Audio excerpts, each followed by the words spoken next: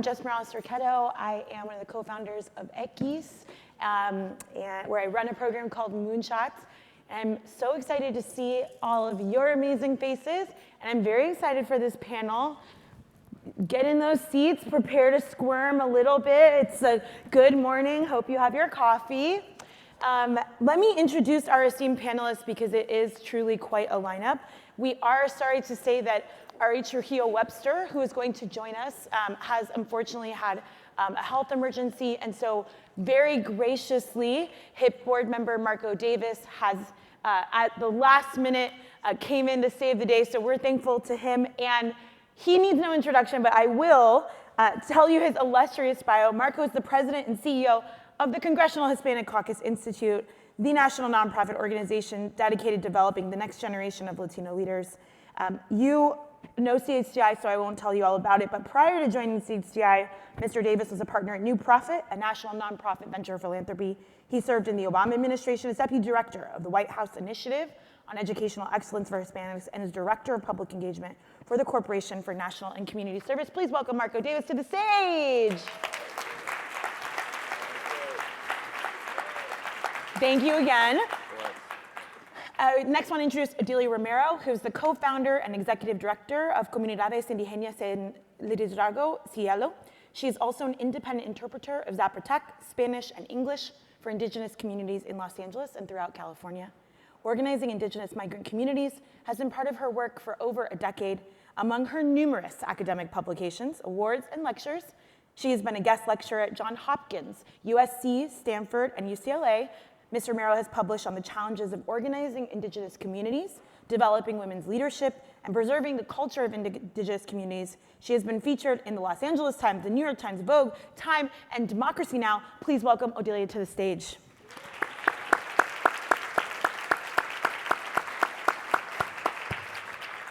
And of course, I'm sure many of you know Bamby, and if you don't know her, you're about to. Bamby Salcedo is a prominent and celebrated transgender Latina activist known all over the world for her passionate and productive social, political, and economic influence. As the president and CEO of the TransLatin Coalition, Bamby steadily leads this nationally recognized organization advocating for and addressing the issues of transgender Latinas throughout the United States. Bamby received her master's degree in Mexican and Latino Studies from California State University, Los Angeles, and developed the Center for Violence Prevention and Transgender Wellness, a multi-million, multi-purpose, multi-service space for trans people in Los Angeles. Please welcome the icon, Bamby Salcedo, to the stage.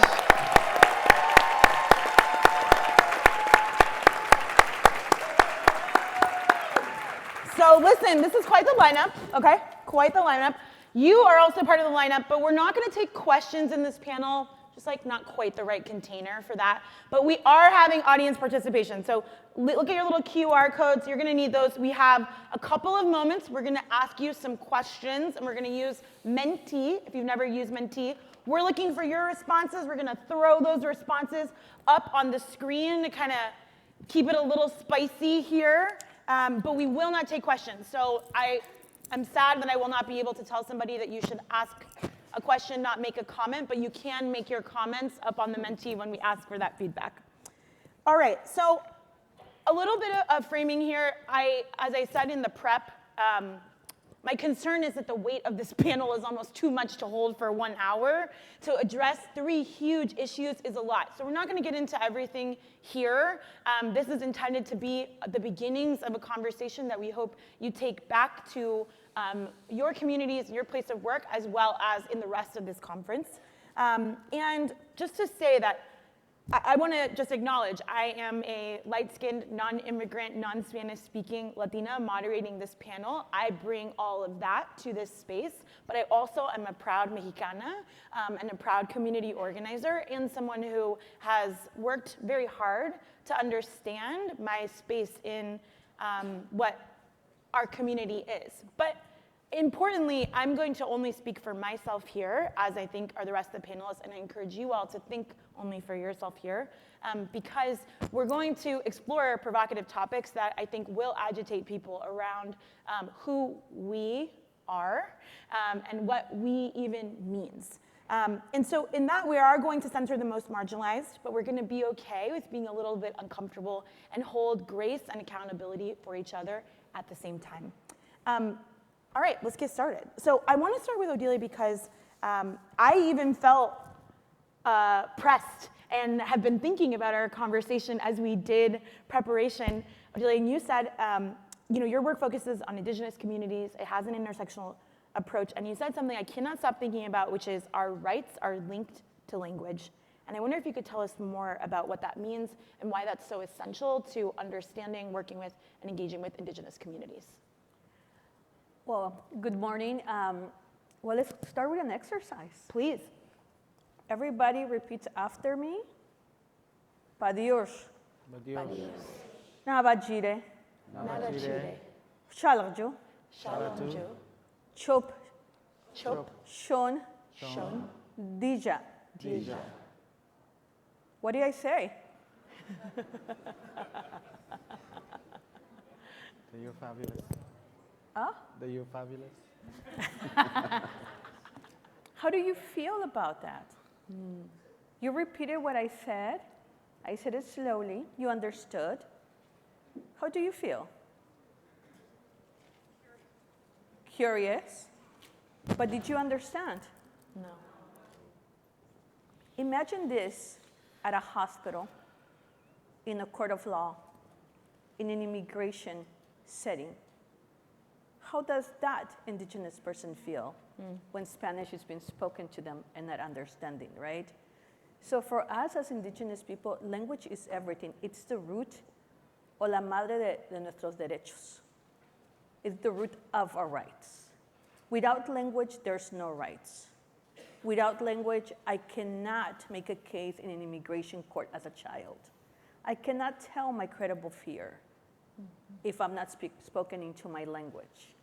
I cannot make an educated decision about my health in a hospital if I'm not speaking in my language. And I think a lot of us who speak the two dominant languages, a lot of times we tend to forget the language is linked to your right. Even for Spanish-speaking people, if you go to a hospital where there's no one that's speaking Spanish, your rights are being violated. Yeah. Language is linked to our human rights as humans. No matter if it's Indigenous, if it's Spanish, if it's African language spoken by our relatives that are migrating, our Haitian brothers, it is essential to it's a fundamental human right to have information, to know your rights in your language. If it's being told to you in a broken Spanish or in a broken Zapotec, you're not getting that information correctly. And I'm curious in these, I'm not too good at technology, but in this Menti exercise, tell me, how did you feel? Did you lack agency?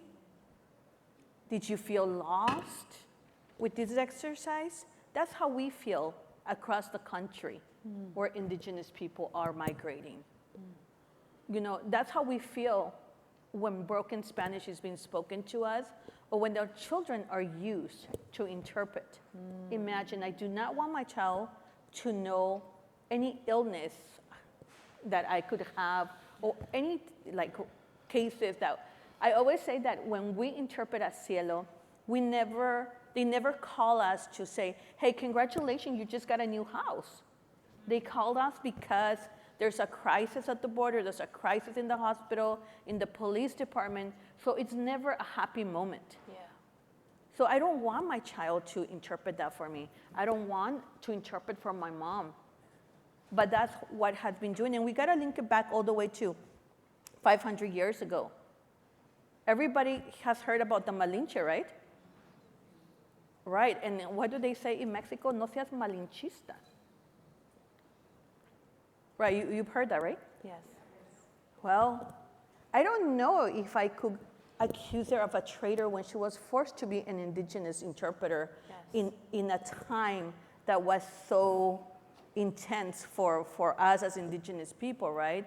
We gotta think about her as a 12-year-old, 13-year-old, who has been traded as a slave, who did not speak Spanish, who spoke other Indigenous languages. But that Malinches exists today in the United States.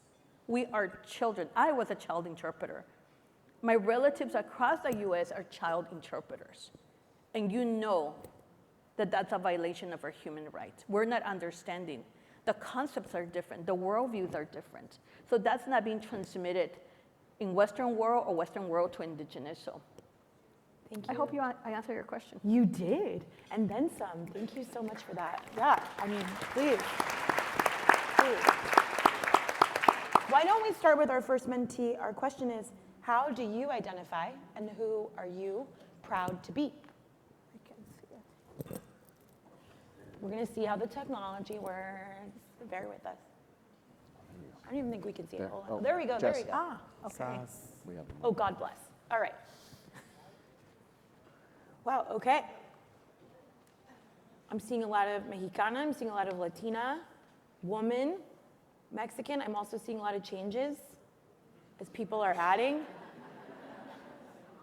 first generation First generation, Chicano, queer, leader. chingona, immigrant. Okay. All right, let's keep going. We were at 374 answers, so you can keep going. We're gonna go on to the next question, but we're gonna keep this up, so keep going. Bamby, lots of people talk about being intersectional, but you and your work are, I believe, such a true expression of the intersectional experience. You're, of course, a leader in trans liberation and in the Latinx space, but your work also touches migration, HIV, youth, LGBT, incarceration.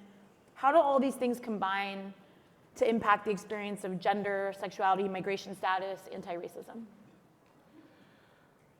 Bueno, primero que nada, yo quiero dar gracias a mi poder superior por darme la oportunidad de tener un día más de vida como mujer trans, latina, mujer, inmigrante, indocumentada. Quiero honrar la tierra a la cual estamos aquí hoy en día y quiero honrar su presencia. I know that it was probably hard for some of you to understand, but I usually honor my higher power for giving me the opportunity to breathe one more day as a trans, Latina, mujer inmigrante, indocumentada. I also honor the land where we're standing on today and honor your beautiful presence. I think I do have to say that intersectionality, I do have challenges pronouncing that. You know, my ESL kicks in. But I think it's a term that many of us don't even understand what that means, right? I often say that I am an intersection, a walking intersection, right? Because I bring all of me to any space that I come into, right?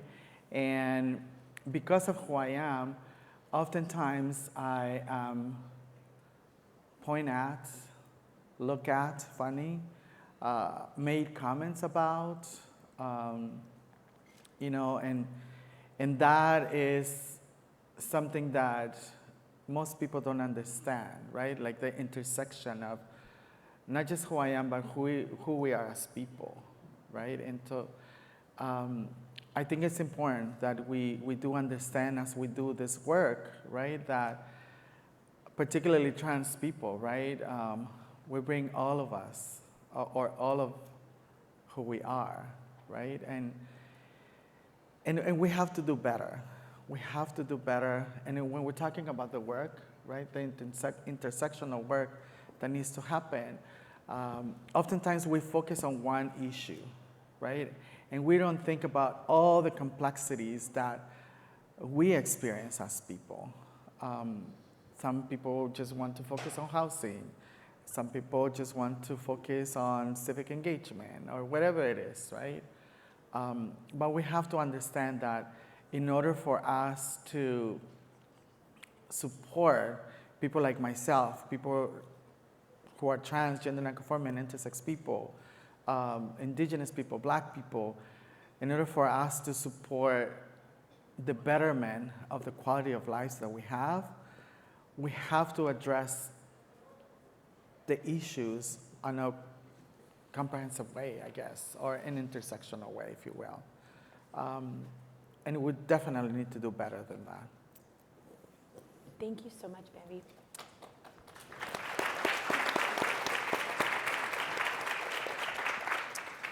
Okay, we're gonna go to our second mentee question here. And that is, pick the phrase that best describes you. And apologies if you feel like some of these phrases don't describe you. There's only so much you can do in a mentee. So I am a Black, Indigenous, or trans grantee. I work with Black, Indigenous, or trans communities. I fund Black, Indigenous, or trans communities. I need to work on adding Black, Indigenous, and trans grantees to my portfolio. It's all anonymous. Be honest.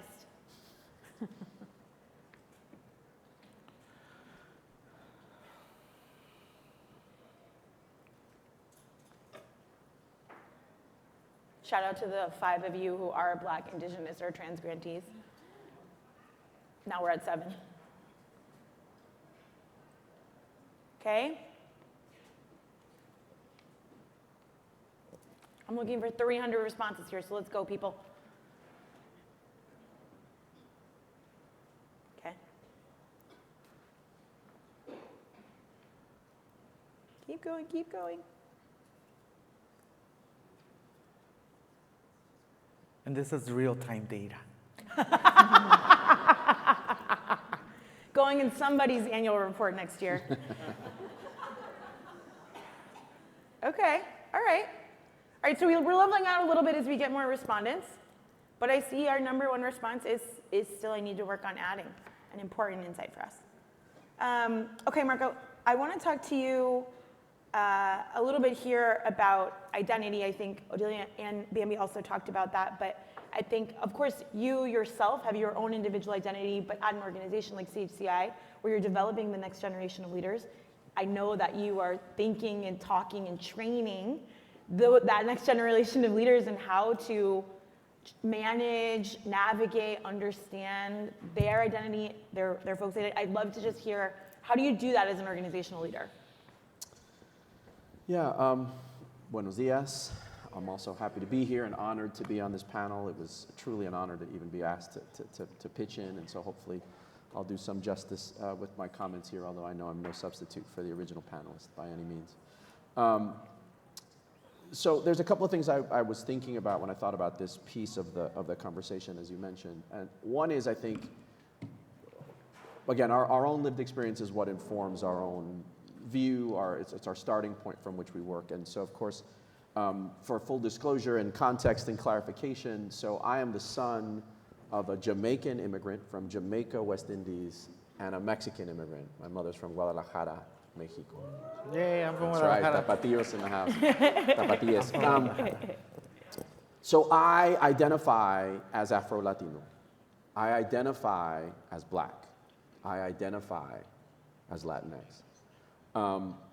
And so I too live at a different, but also at a kind of an intersection. And race is one that in some ways, for better and often for worse, we have some of the most data history on among this marginalization in the United States in particular.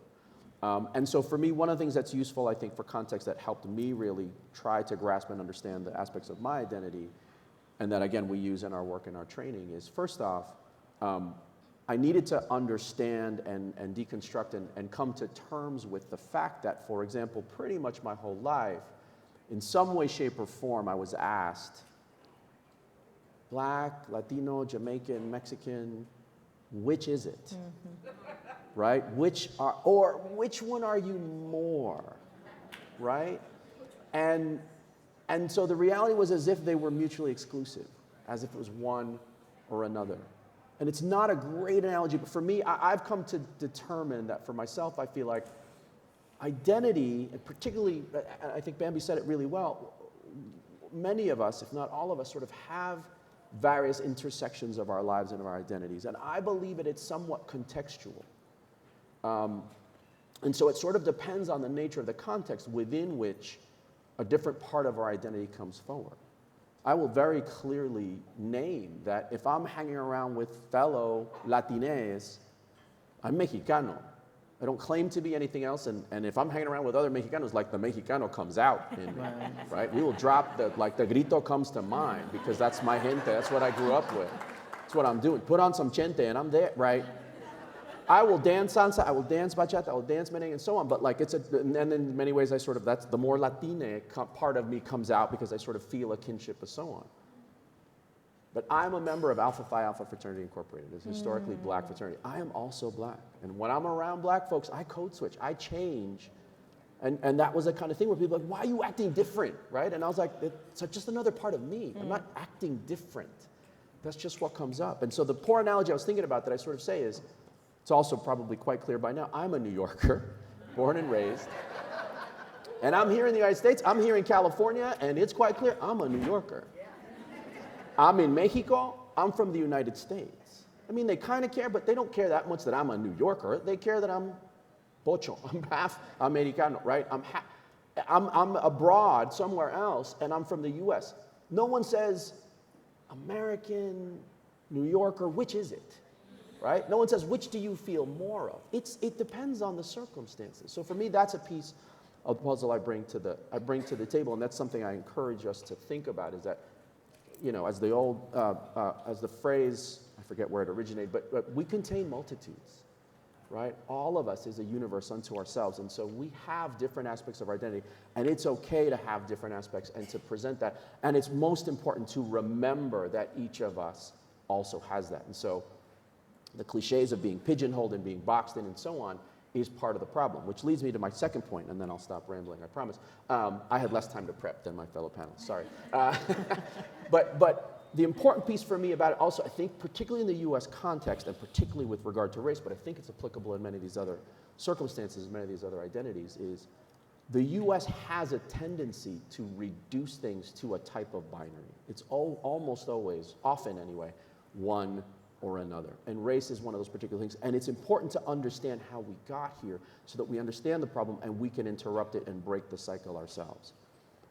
One of the reasons in the United States we still struggle with what is essentially a black-white binary, and I challenge you to think with an open mind that there is a black-white binary in the United States, and has nothing to do with the black community, and therefore, again, the anti-blackness we have in our own Latino community, sometimes that reality gives us an excuse to essentially hate, literally hate and also figuratively slang, hate on the black community out of envy, jealousy, whatever, and make it some sort of struggle and complex.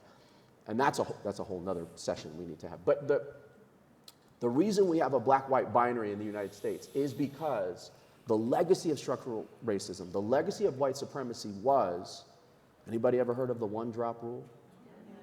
The reality was, the makers of decisions at the start of this nation decided you cannot be both. Right? In Latin America, we have gradations, we had communities, we had different issues, and mind you, racism absolutely exists in Latin America too, but it plays out differently. My point is, the binary exists in the US, and arguably in some ways a little more than it does in other countries, because in the United States, white folks said, either you're white or you're not. And simply one black of non-whiteness makes you non-white. And therefore, the idea was, which is it? Right? The idea was, at best, which are you more? Because you really probably can't be both. Because literally, by law and practice, one couldn't be both. And that's the legacy of white supremacy that, as I read, I think the description of the session and so on, this idea of approximating whiteness was something that was sold to us because it was told, the closer you get to whiteness, the better. If you ever achieve, if you can ever pass, remember, even in the black community, there is this phenomenon called passing. The idea is if you can be white, do that, but you cannot be both. And that, for me, is the thing I start from when I say to folks, we need to fully integrate our whole selves and understand that we can be black and Latino. We can be Latine, and we need a better term perhaps, but Latine and indigenous. We absolutely can be Latine and LGBTQ. It's not one or the other. It's not better or worse. It's simply a different part of who we are, and that's part of the piece we talk to young people about, sort of saying, when we think about our community, let's think about all of our community, and let's think about the larger construct, which by design is trying to divide us among ourselves, and is most certainly trying to separate us from the power structures that be. Thank you. Odilia, if I had to guess, Odilia, you may have some thoughts about that. And I think that, you know, I have heard, and since we talked, I've now read some of your work about the term Latino or similar types of terms and how those can contribute to erasure. I'd love for you to talk more about that. Well, I think I'll start with a story. I came here when I was 10, only speaking a few words in Spanish, very few. And I didn't know the difference between tú y usted. And I started talking to everybody about tú. And at LAUSD in LA, a woman stopped me and she said, "You're an Indian. You're uneducated. You can't tell the difference between tú y usted." I was like, okay, I'm an Indian, I guess, because I did not know what an Indian was. Where I come from, I was a woman from Sogocho, a child from Sogocho up in the mountains. I knew my parents were in the US, and my grandparents would always tell me, they're behind the mountains. But they never told me that behind those mountains, there were cities, the city of Oaxaca, the city of Mexico, the city of Tijuana, all these places where I had to stop to come here. And suddenly, I'm in Mexico. I'm like, oh, I guess, okay, Mexico. And then I come here, and then I'm Mexicana. Then they make me Latina, Hispana. But every single step after leaving those mountains, I accumulated labels. First, in Zapotec, I'm Benerfucho. That's who I am. And ideally, that's how I would like to identify. But hey, I live in Can you this... say it again, just so everyone hears it? You would like to identify? Benerfucho, persona from Sogocho, right? But hey, I live in this world, so I too have to adjust to these multiple identities. First, I never knew I was Zapotec because I'm Benerfucho. I never knew I was Oaxacan because, again, I'm Benerfucho. Didn't know Mexico existed. Didn't know the US existed. It's just the people, the white people behind the mountains country.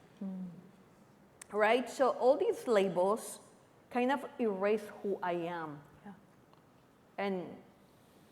And Odilia today is able to say this out loud and proud. But as you're growing as a child in a country where at one point you were Quiche, Canjobal, Mixteco, Zapoteco, or in your indigenous languages, and suddenly you become all these things, it erases, it causes a trauma in you, right? So I think the Latino movement is very important. And I'm glad you are now all the largest population. And I'm glad that you're in positions of power. But within that, we need to grab our hands. Let's grab Bamby's people's hands, let's grab Odilia's people's hand, and let's all go forward. No need to erase us.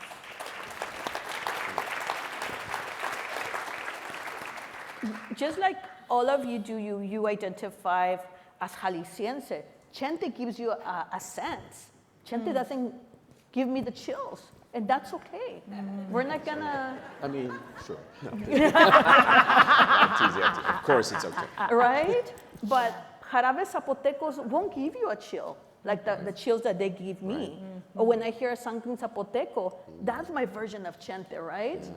So I think we all have different ways of feeling and seeing, but I do think this narrative of Latinidad is very dangerous because it talks about us like if we existed. The Aztecs were so amazing. The Nahuatls were so amazing. They did great things. Hey, the Nahuatls are picking the grapes in Sonoma for us to have wine today, right? The Mixtecos were great. They were great civilizations. Hey, the Mixtecos are picking the strawberries. They didn't go anywhere. The Mayans are serving in this hotel. They weren't taken by the aliens. They're here. So we have to remember that we are here.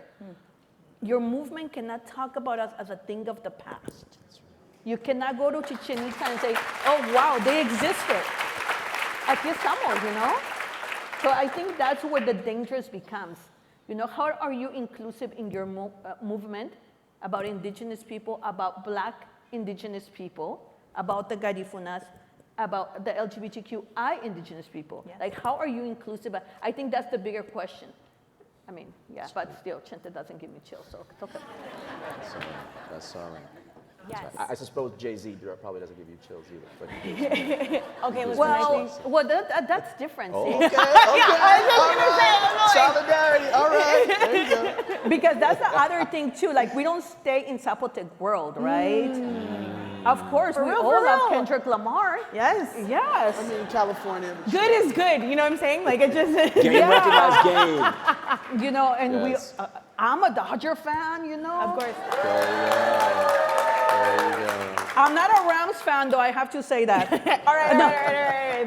The real. This is the gonna real, go off the rails I was very just fast. gonna say, the real factions come out. Yeah, Okay, because that's who you are. Like 100%. I'm a little bit of Yes. LA. I'm a little Yes. bit of Zapotec. I don't know if I could fully identify as Mexican. Yeah. But definitely from Sogocho and from LA. Yes. So I Yes. call myself Zapotec Angelina. So there. Okay, I'm let's ask our complex. last mentee question, and then I'm going to send it to Bamby to close us out. And that is, what do you commit to do to advance a pro-Black, pro-trans, and pro-Indigenous lens in your work? And while we're doing that, Bamby, this is a really powerful room. And let's say we gave you a magic wand, Bamby, and I actually would like to give you a magic wand. What would you want this group to be prioritizing in their philanthropic strategy, and how would things be different? I would say that, one, we have to understand the power that we hold and the privilege that we hold, and use the power and the privilege that we have to ensure that there's equity in funding distribution, right? That, a lot of us come from our communities, get to a particular place, and then we forget where we come from, right? And so I want for us to really think and analyze, right? Why am I where I'm at, right? And what is my purpose? And how is it that I am going to use my power and my privilege to make sure that we intentionally invest in the livelihood of those of us who have been marginalized for centuries, right? I think we also need to understand the true meaning and the concept of social justice, right? A lot of times we use terms just to say them, right? But do we really understand what that means, right? Do we really understand, when people talk about liberation, right? Like liberation of people, right? We can be part of the liberation if we are oppressors and marginalizers, right? And so we need to understand that, right? And we also need to understand that we need to eliminate this concept of, crops in the bucket. I have experience here. This is my first time coming to this conference, and I have experience here. Some people just want to share with you who they know, all of this and that, but they don't want to talk about the real thing, right? They don't want to talk about yes, I'm committed into making sure that, that you get to raise the $30 million that you need to build the center, a historic center in Los Angeles, right? We don't get to have those conversations because it's always, one, they always want to tell you that, yes, I support you, but when it comes down to it, they don't answer emails, they don't return calls, so we need to learn to mean what we say and say what we mean.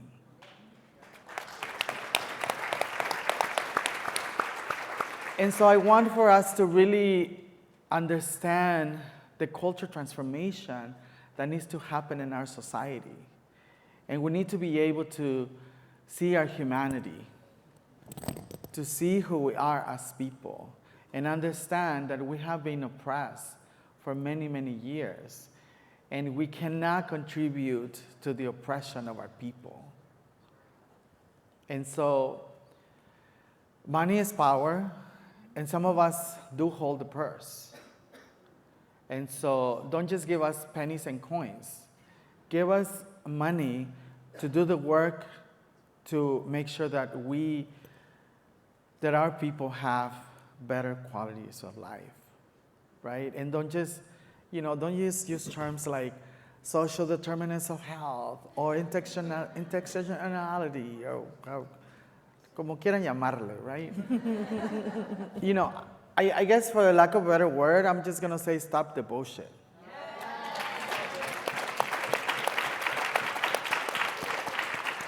And do it. I mean, I also want to say that sometimes a lot of times it's hard when we get to those spaces and when we're trying to push, we want to do the right thing, right? And then when we're in these spaces, we become the troublemakers. We become the ones that are making feel uncomfortable. Are making people feel uncomfortable, right? So what? So what? Like, our people have been uncomfortable for centuries. And you still want to keep us uncomfortable. But what I say is no more.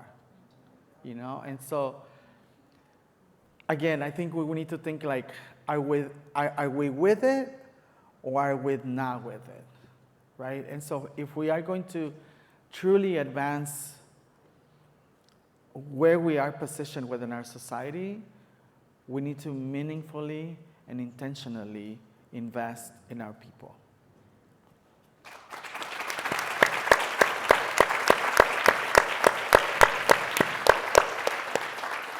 I think that is a great place to end it. Thank you, Marco. Thank you, Odilia. Thank you, Bamby. And thank you to all of you.